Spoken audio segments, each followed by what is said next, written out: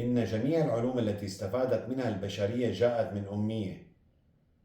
فالذي اكتشف اللقاح الواقي حلاب بقر، والذي اكتشف المجهر فراش مدرسة، والذي اكتشف نعمة الإلكترونيات والإعلام والاتصال والراديو لم يكمل الصف الرابع الابتدائي. لذلك أقول: لا الكتاب ولا المدرسة ولا المعلم يعلمك. إن لم يعلمك كيف تتعلم فليس بمعلم.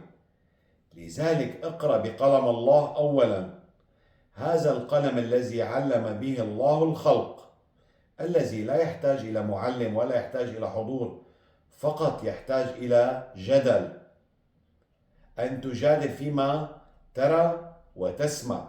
فالجدل أمانة عجزت عنها السماوات والأرض والجبال، وهي أن تجادل فيما ترى وتسمع، لأن لا نكون إمعة. فالإمعة هو الذي يسمع ويرى ويتبع دون أن يتدبر ويفكر ويسأل. لذلك علينا أن نرجع إلى ذلك الكتاب العظيم، اللوح المحفوظ الذي أخذت منه التوراة والإنجيل والقرآن.